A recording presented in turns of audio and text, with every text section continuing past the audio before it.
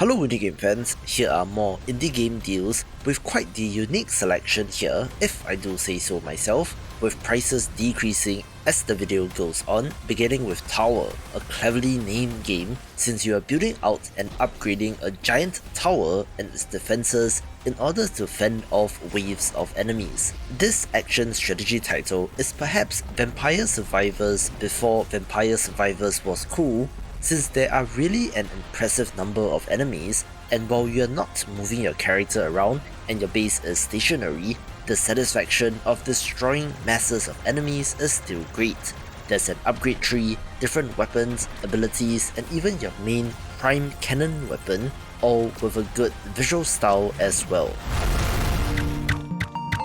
Here's an adorable looking city building title named The Colonists, in which you lead a team of robots who land on a distant planet and begin to transform it. This has all your city building elements like resource gathering and crafting, and interestingly has fog of war and even some RTS inspired defense elements so you can build watchtowers for example. Of course, there's a tech tree to progress up, and you will eventually be able to unlock advanced technologies like ships, and it's really underrated all things considered.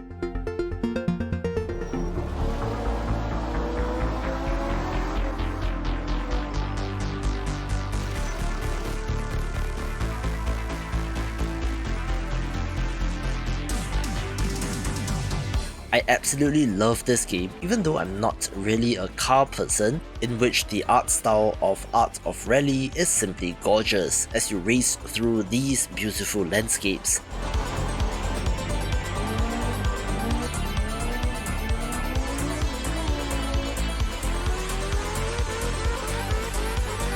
The car handling in this game is impressive since you can drift and just feels good, and is somewhat of a specialty of developer Fun Selector Labs since they previously made Absolute Drift before this game, which was more open-worldy and minimalist.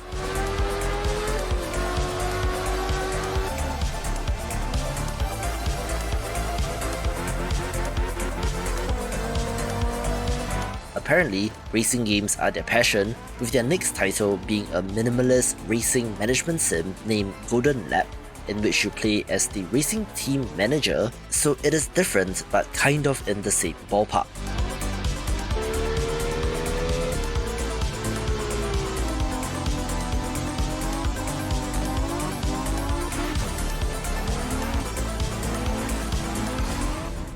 Developer Giant Squid makes absolutely gorgeous games, with the Pathless not being an exception, a third-person action-adventure title in which you play as an archer and her eagle, traversing an island to dispel a curse, done of course through fighting giant monsters. This game is truly something to behold in the visual department, with the speed of traversal being very fun as well, and at 75% discount results in a great price. This next title has been extremely well received, to the tune of 25,000 Steam reviews, which is very impressive, which I believe has to do with the systems in Push and Craft Alchemist Simulator. This has a very tactile portion of the game in which you are physically interacting with your tools, using a mortar and pestle to crush leaves or to stir a pot, combined with the indirect storytelling made famous in games like Valhalla, since the potions that you brew will affect the customer's fate, all wrapped up with an excellent medieval-inspired art style as well.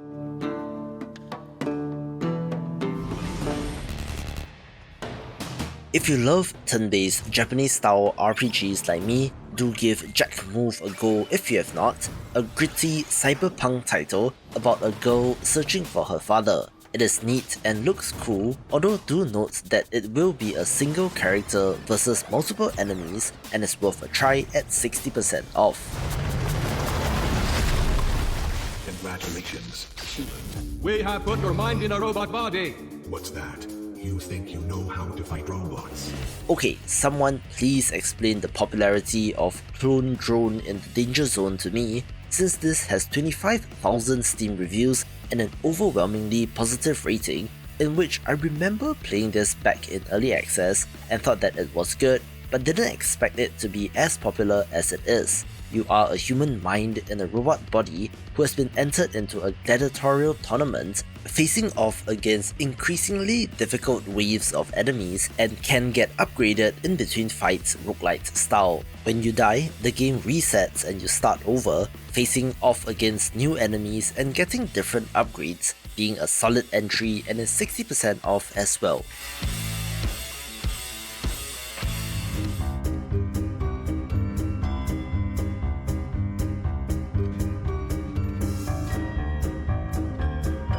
Wanna get weird? A relatively recent release from 2023 is The Many Pieces of Mr. Cool, a point-and-click adventure game that has a very surreal world that has to be seen to be believed.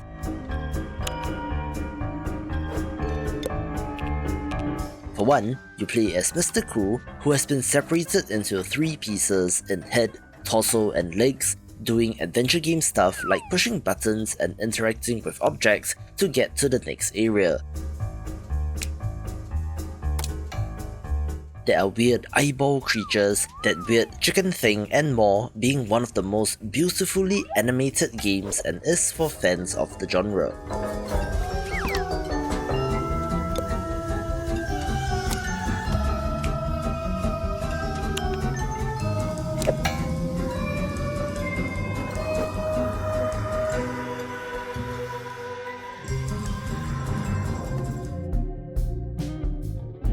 Speaking of weird, how about Hylix 2, the sequel to a game from 2015, which has an art style that has been described as melted, that sees the return of our crescent-headed protagonist as they attempt to stop the minions of a tyrant from reviving their master.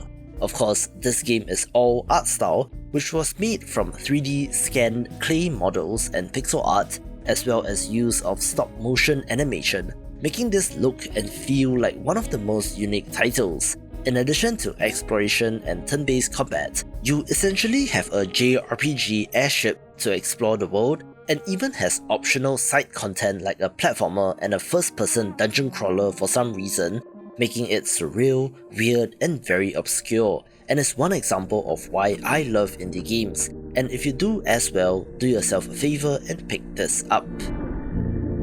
Another more recent release is Z-Zone from March 2023, a zombie survival game, which is a genre that has been overdone, but is a pretty good one of these. You need to scavenge for resources, craft weapons, upgrade your skills and build shelter as you find a way to survive and maybe even escape the Z-Zone someday, and has been constantly updated since its release and only looks to get better. Watch this video for more zombie games.